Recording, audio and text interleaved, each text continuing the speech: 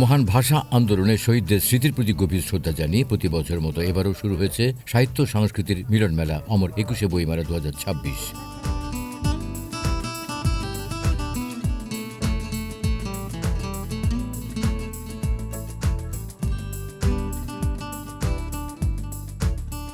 রাজধানী বাংলা একাডেমির প্রাঙ্গণ ও সোহরাওয়ার্দী উদ্যানে আয়োজিত এবারের মেলার মূল প্রতিপাদ্য নির্ধারণ করা হয়েছে বহুমাত্রিক বাংলাদেশ। এতে প্রতিদিনই প্রকাশিত হচ্ছে বিভিন্ন লেখকদের নতুন নতুন বই।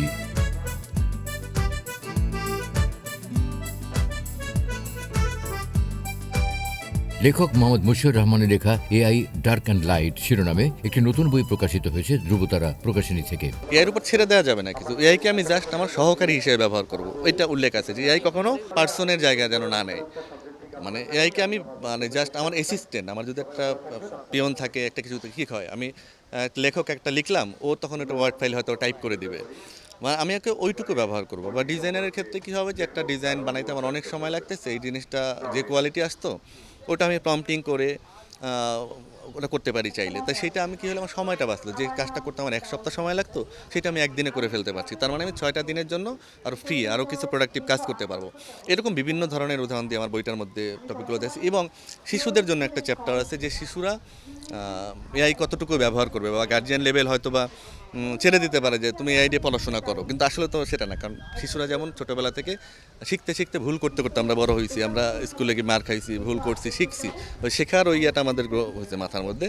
তো এআইয়ের উপর শিশুদেরও ছেড়ে দেওয়া যাবে না। একটা টাইমে গিয়ে হয়তো কিছু কিছু ব্যাপারে শেখার জন্য সাপোর্ট নেওয়া যেতে পারে, সেটাও কতটুকু নেবে কতটুকু নেবে না এই জিনিসগুলো বইয়ের মধ্যে আছে আমার। ছুরি দিয়ে যেমন মানুষ ফল কাটে, সবজি কাটে, আবার এই একই ছুরি যখন খারাপ মানুষের হাতে থাকে তখন এটা খারাপ কাজে ব্যবহার হয়। তার মানে এআইটা এমন একটা পাওয়ারফুল টুলস যেটা ভালো মানুষ যখন ভালো কাজে ব্যবহার করবে তখন ভালো আউটপুট আসবে। এই জিনিসগুলো আমি বোঝানোর চেষ্টা করছি। ওটা ওই যে সংকটের জায়গায়, যে কোন জায়গাটা আমাদের সংকট, আর সেটা প্রপারলি হচ্ছে নীতিমালা অভাবের কারণে এটা হয়। আর যখন নীতিমালা থাকবে তখন মানুষ উল্টাপাল্টা এরকম যে যার মতো করতে পারবে না। যুগান্তকারী এই গ্রন্থটি কৃত্রিম বুদ্ধিমত্তা বা আর্টিফিশিয়াল ইন্টেলিজেন্স এআই সম্ভাবনা, ঝুঁকি, নৈতিক ব্যবহার এবং অপব্যবহার রোধ সম্পর্কে একটি পূর্ণাঙ্গ দিক নির্দেশনা প্রদান করবে, যা বর্তমান ও ভবিষ্যৎ প্রজন্মের জন্য সচেতনতা তৈরি করবে।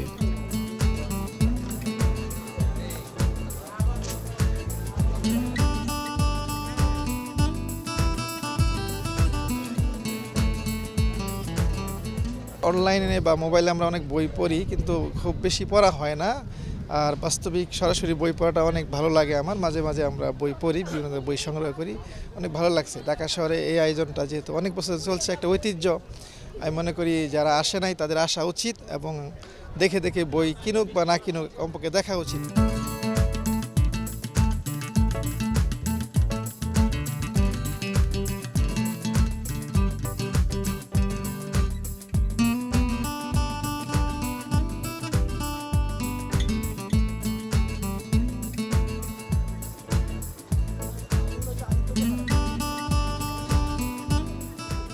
আমরা মূলত বইমেলায় এসেছি মানে বই কিনতে, বইমেলা দেখতে। এটা আমাদের একদম ছোটোবেলা থেকে একটা প্র্যাকটিস প্রত্যেকের ঘরে ঘরে, যে আমরা বইমেলায় আসবো। আমরা হচ্ছে গিয়ে ছোটোবেলা থাকতে যখন আমরা বইয়ের লিস্ট করে করে আনতাম, এরপর হচ্ছে বই কিনতাম। এখন বয়স অবশ্য বেশি হয়ে গেছে, সো আমরা হচ্ছে গিয়ে হয়তো আগের মতো অত উদ্যম নেই বই কেনার। তারপর হচ্ছে গিয়ে এটা একটা ভালো লাগার জায়গা, যার কারণ হচ্ছে গিয়ে এখানে আমরা আসি, আমরা বই দেখি। ইতিমধ্যে যেমন বাচ্চাদের জন্য যে সকল প্রোগ্রামগুলো হচ্ছে ওগুলো দেখছি, ওগুলো আমাদের ভালো লাগার জায়গা। বইমেলা তো মেইনলি আমাদেরকে বোঝায় যে ভাষা সংস্কৃতি চর্চা, তো সেই ক্ষেত্রে বইমেলায় ক্রাউড আমরা এর আগের বছরগুলো তো অনেক বেশি দেখছি। এখন আজকে আসলাম প্রথম, আজকে ক্রাউডটা একটু কম, কিন্তু জিনিসগুলো অনেক সিনক্রোনাইজ, মানে বইয়ের স্টলগুলো প্রত্যেকটা সিনক্রোনাইজ, মানে লেখক প্রকাশনী সব আলাদা আলাদা করা, ভালো। বন্ধুবান্ধবদের নিয়ে বইমেলায় ফার্স্ট টাইম আসা হলো আর কি, তো এটা অবশ্যই একটা নতুন একটা এক্সপিরিয়েন্স আমার জন্য। তো আমি এনজয় করতেছি। তো বন্ধুদের কাছে যা শুনলাম যে অন্য সময় হয়তো লোক সংখ্যা আরও বেশি হয়, এখন হয়তো রোজার কারণে আসতে পারিনি, তবে বইয়ের যে সমাহার কিংবা স্টলগুলো যে সাজানো, অন্যান্য যে আয়োজন, এগুলো দেখে যথেষ্ট মানে এনজয় করেছে।